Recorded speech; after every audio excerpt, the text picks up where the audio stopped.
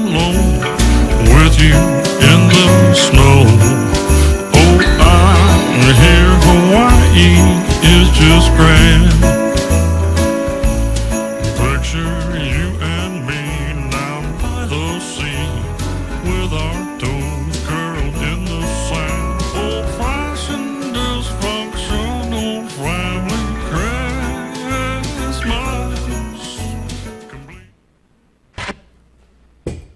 Good evening. Welcome to Dysfunctional Family Christmas. If you don't know, my name is Jeff. I'm lead pastor here at Epiphany Station. I'm going to sit, if I can get this stool to work. I know a lot of you guys are probably like Dysfunctional Family Christmas. Just had a dysfunctional family Thanksgiving. Thanks very much. Not really looking forward to Christmas, but I see some of you brought your dysfunctional family with you today. That's great. So thanks for being here. Thanks for coming and spending some time with us. I know when you hear Dysfunctional Family Christmas, it means different things to different people. Some of you, you're kind of smiling and laughing because you're like, yeah, that's what we're going to have. We're going to have a Dysfunctional Family Christmas. And you're kind of proud of that. You know, you take a little pride in that. You're putting the fun in dysfunction. Good for you. Others of you, though, you're kind of cringing a bit because you're like, yeah, that's what we're going to have. Another dysfunctional family Christmas. Great. And maybe you have a crazy aunt who just gossips about everyone, or a crazy cousin who's just constant drama, and you're not looking forward to it.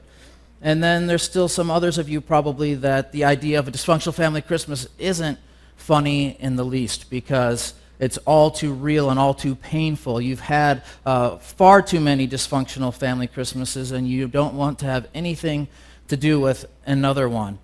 Well, whatever your level of dysfunction, and every family is dysfunctional to some degree. Some are slightly dysfunctional, some are greatly and painfully dysfunctional.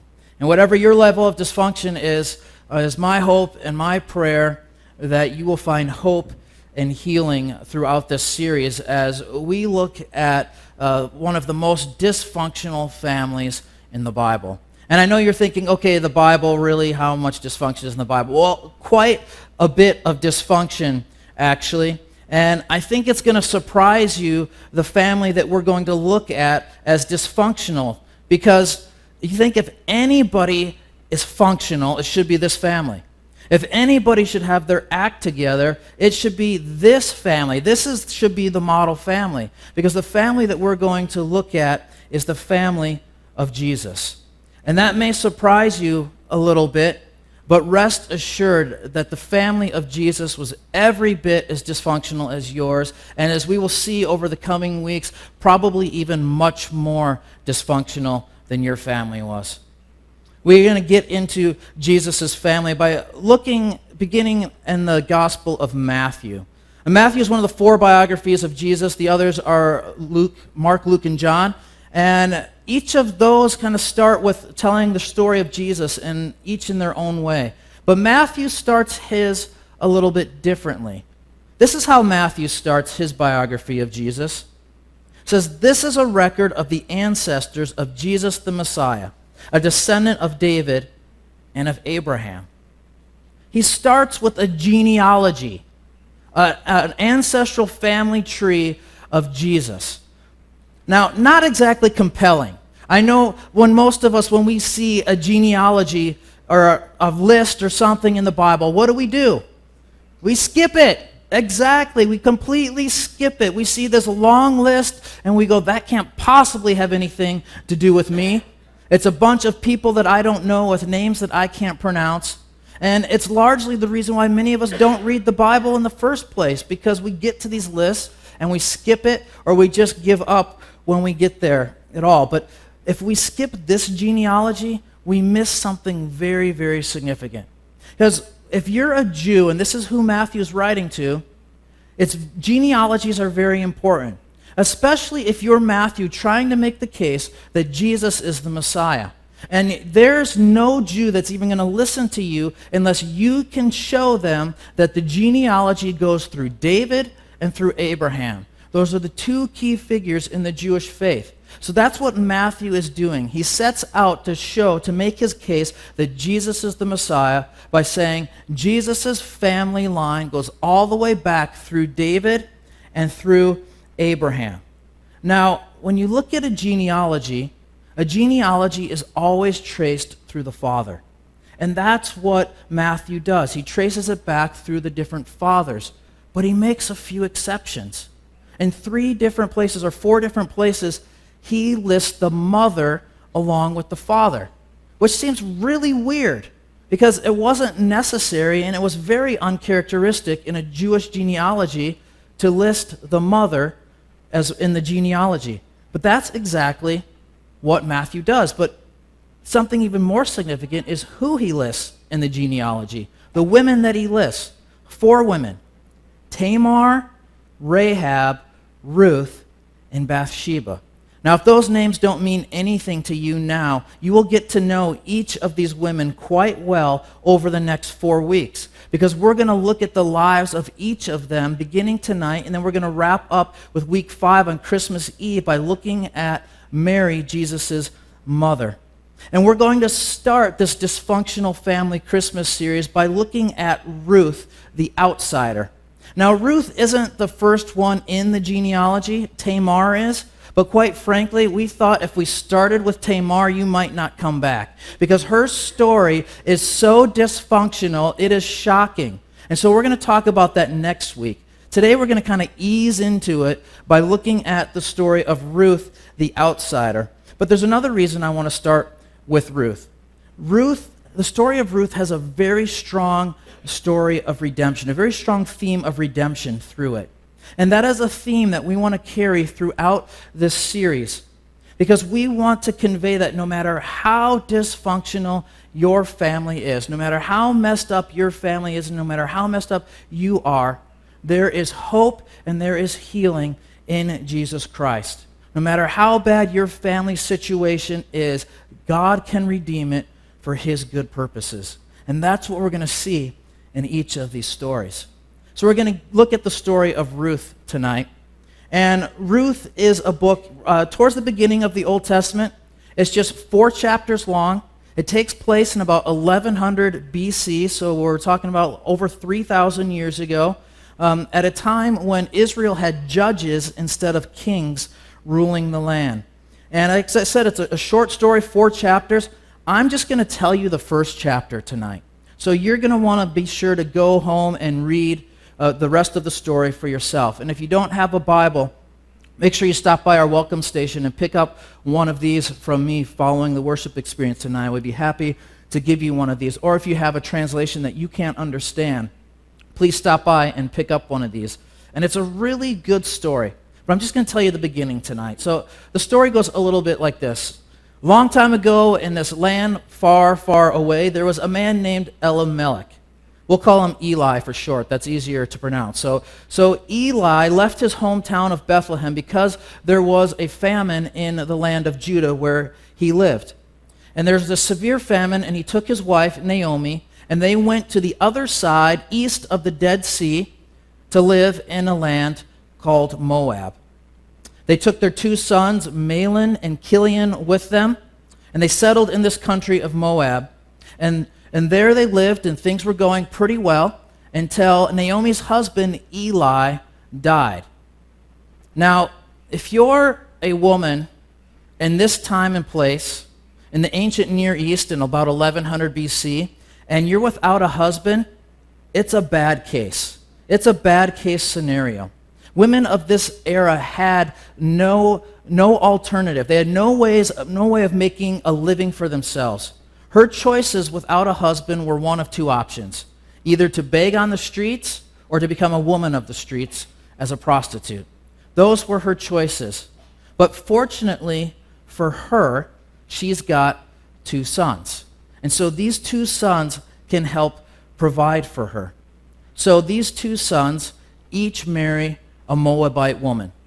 One son marries Orpah, a woman named Orpah, which interestingly enough, you might not find this interesting, I do, but that's who Oprah Winfrey was actually named after, was Orpah. But when she was a kid, everybody kept saying Oprah, and so she actually changed her name to Oprah from Orpah because everybody was saying it wrong anyway.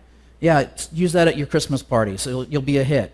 So one married Orpah, and then the other married a woman named Ruth.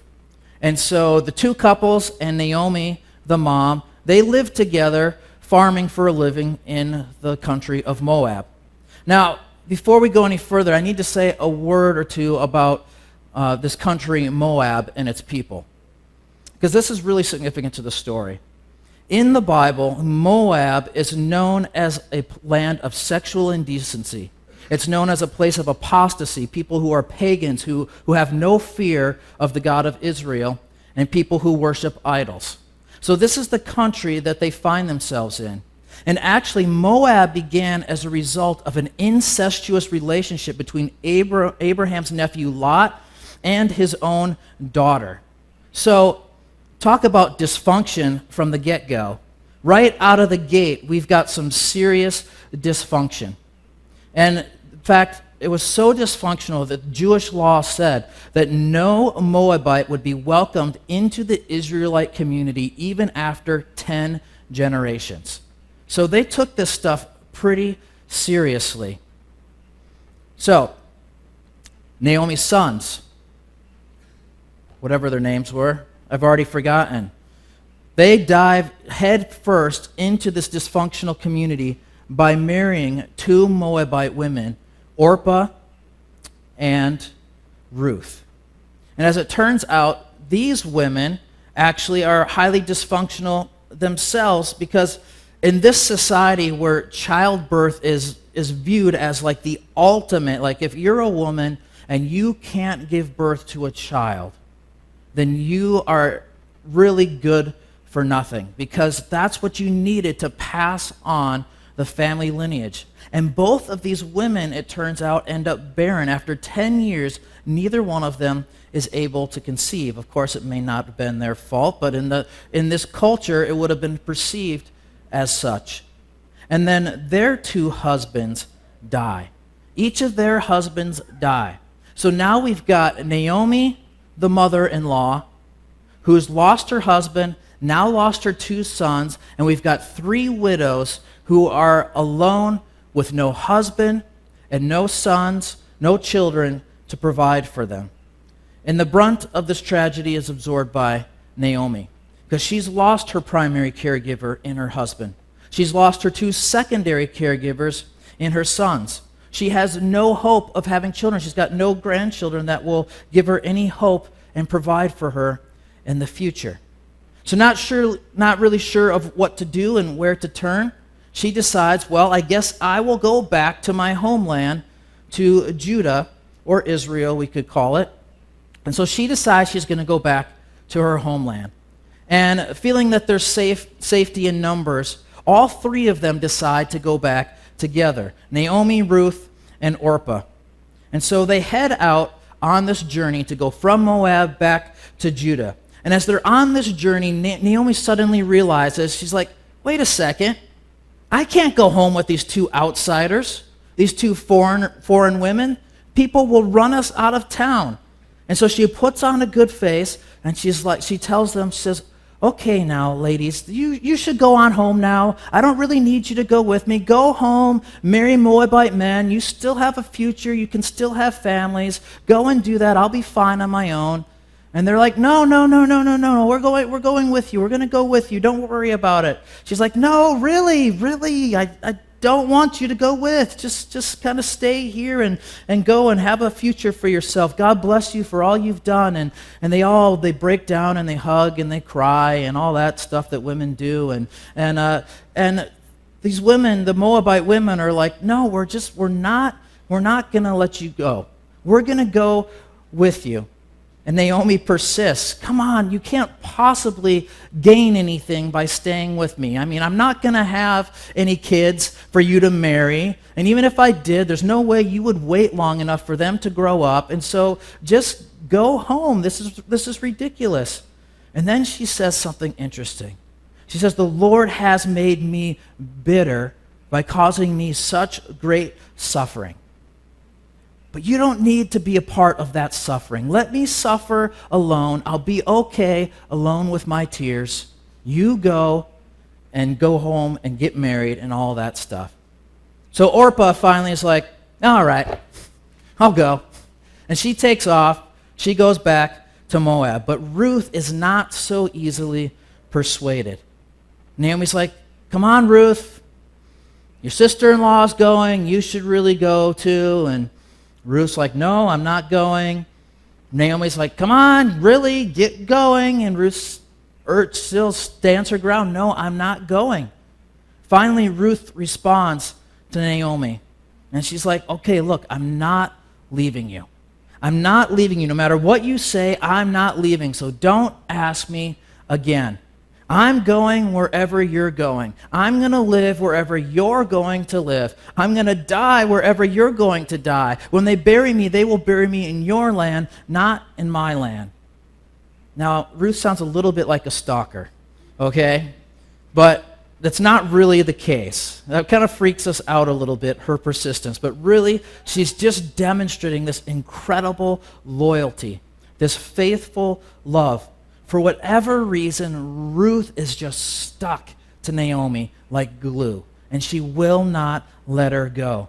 She is going to follow her like a lost puppy wherever she goes.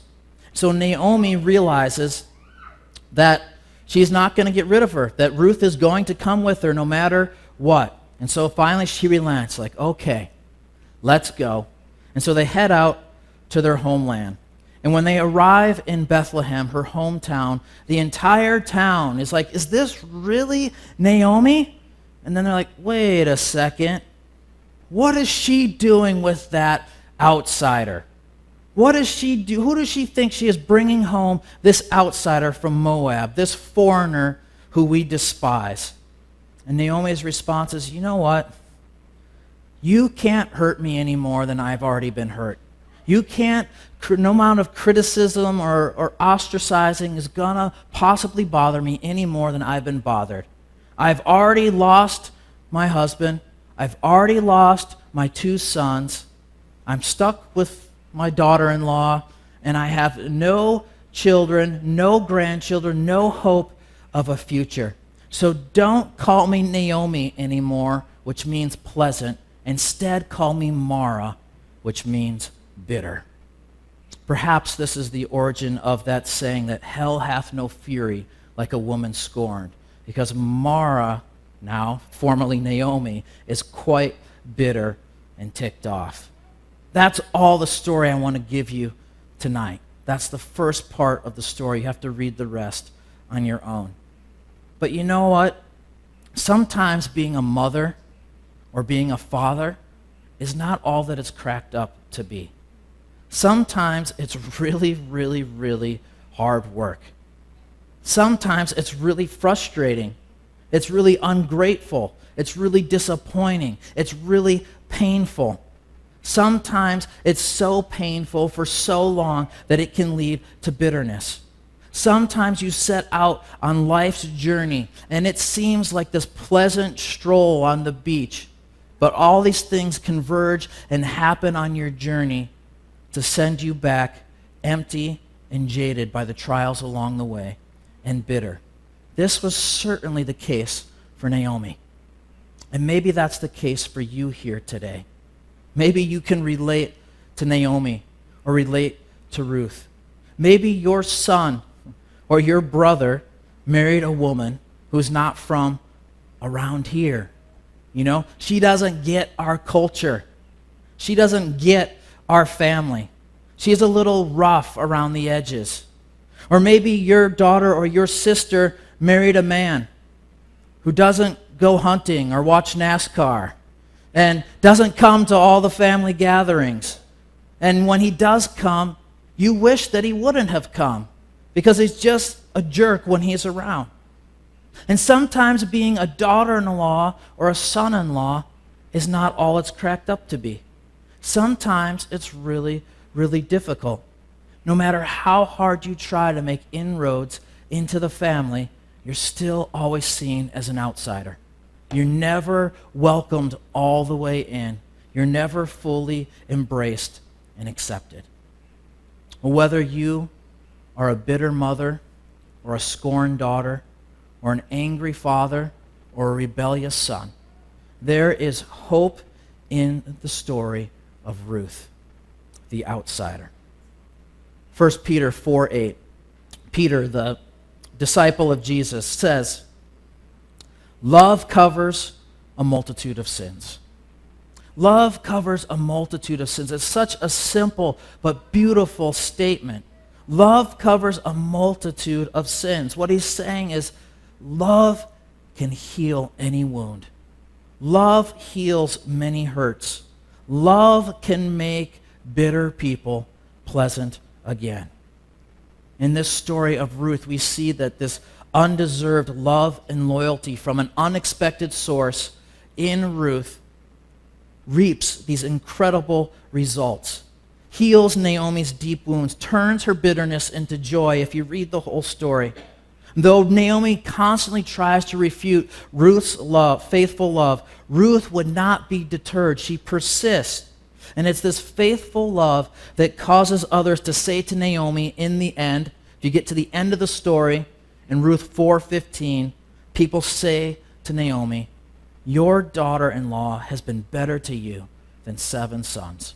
That's quite an amazing statement. We're talking about a male patriarchal culture here where women are completely dependent upon men, as I said earlier. And this is high praise to say that your daughter-in-law, the outsider, is better to you than 7 sons could possibly be. Ruth gave absolutely everything to love and care for her mother-in-law, and the end result was to heal her wounds. Everybody has an outsider in their family. A sister-in-law, a cousin, an uncle. Maybe the outsider is you. Maybe you're the outsider in your family. Ruth was the outsider in her family, but she wasn't content to stay on the outside looking in. It wasn't her job to care for her mother-in-law. She had no obligation to do so. She could have easily left her and went home and married a man, had her own family, and gotten on with her merry life. She could have totally abandoned Naomi, but she didn't. She was determined to love her bitter mother-in-law to the very bitter end. You know, we talk a lot at Epiphany Station about embracing outsiders. But just because you're an outsider doesn't mean that you can't be an embracer. God calls us, no matter if you're an outsider or an insider, to be an embracer. And sometimes, even as an outsider, you are called to embrace insiders as well. You don't have to be embraced in order to embrace others. You don't have to be loved in order to love others. Whether you are an outsider or an insider in your family, God calls us all to be redeemers. And that is the theme found in the story of Ruth. Ruth redeemed Naomi with her relentless love. And Ruth herself ended up being redeemed by a man who would be her husband named Boaz. And that Boaz then gave Ruth a son named Obed. And Obed ended up being the grandfather of King David, the greatest king in the history of Israel, whose family lineage goes all the way to Jesus Christ, which is why Matthew puts her in the family tree. Ruth redeems Naomi. Boaz redeems Ruth. And Christ redeems us all. Like Naomi, none of us deserve the love that we get. None of us deserve the love poured out by God through Jesus Christ. Jesus Christ, who became nothing so that we could have everything.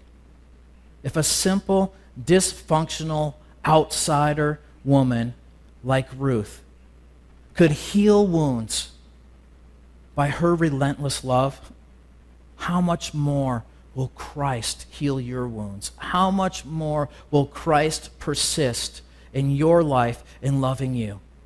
He says to you, wherever you go, I'm going to go. Wherever you live, I'm going to live. I will never leave you or forsake you through all the frustration and the disappointment and the pain of life. I will be with you till the bitter end, and nothing will ever separate us. It is the faithful, unrelenting love of Jesus Christ that can heal any wounds, even the wounds left by a dysfunctional family. Unexpected love from an unexpected source reaps exceptional results. So the next time you think that it's not your problem, it's not your job to care for someone, to love someone, to reach out for someone, remember the story. Remember Ruth. It could very well be through you that God chooses to bless somebody else, chooses to bless you, and ultimately could bless generations and communities and the entire world because of your love. Love that is so unbelievable that it makes even bitter mother-in-laws pleasant again. That's pretty amazing love, if I do say so myself. Coincidentally, my mother-in-law is here this week, so she'll be here tomorrow, so it'll be interesting. So, along with this series, tonight we're kicking off our 4th annual Advent Conspiracy, which, if you don't know, is a movement to turn Christmas upside down by really drawing our attention and our resources away from all the consumerism and the materialism that usually goes along with Christmas, and choosing to focus more on matters that are close to God's heart. So each year we've challenged each other to give generously to a cause. And so over each of the past 3 years, we've given nearly $40,000 to help bring fresh water to Maysad, Haiti, to help get our local food shelf back up and running, to last year, to helping to end sex trafficking and supporting abused women in our community through VIP. And each year, it's just amazing. I come into this nervous, and I am nervous every time I stand up here and say, hey, we're gonna raise $10,000 for a cause. But every year, you guys amaze me.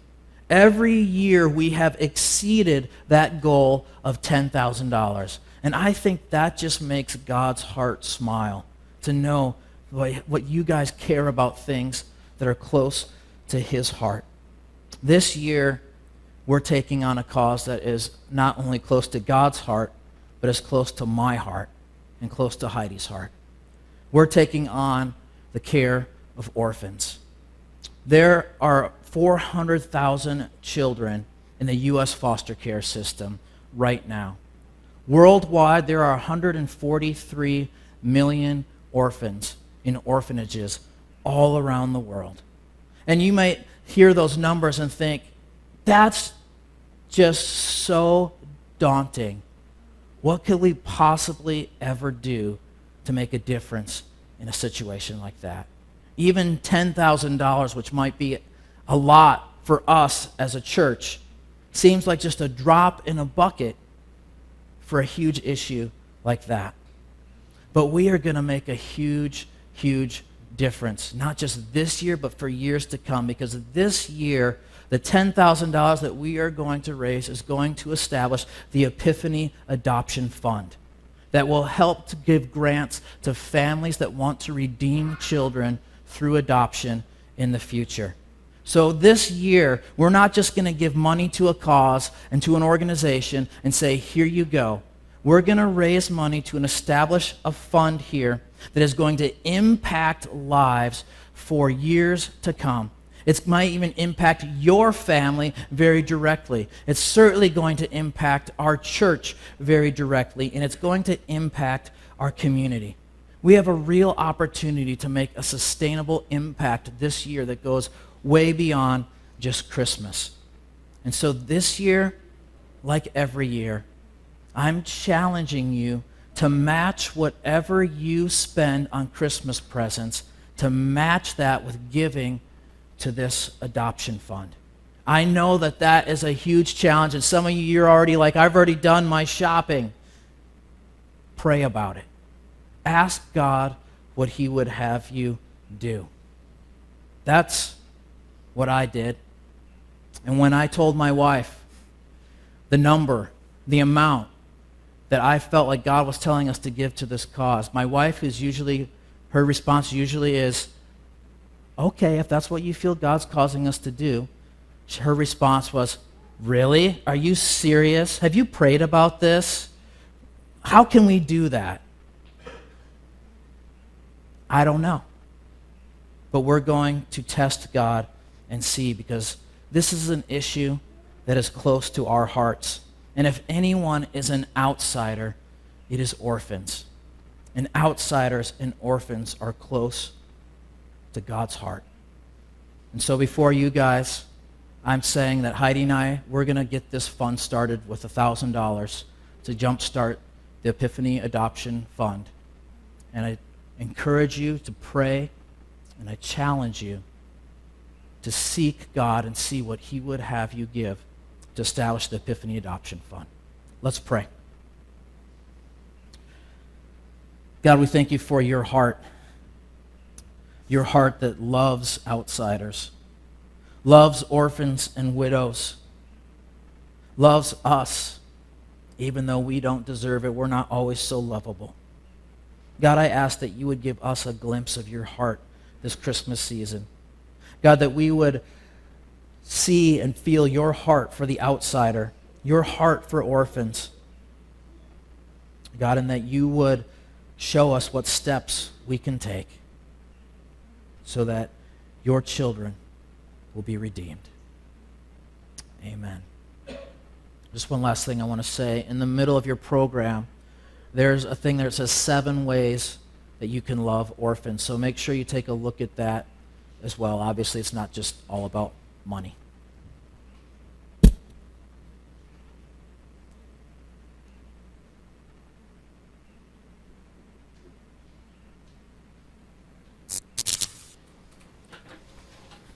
It's quiet, I'm gonna check.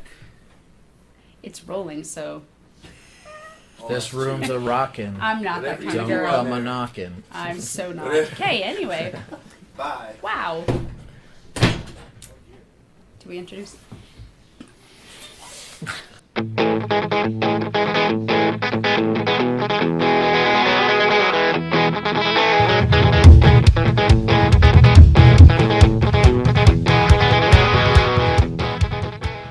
Many years ago when we got married, 19 and a half, we talked about having a couple kids of our own and then adopting a couple once ours were old enough to be part of the process.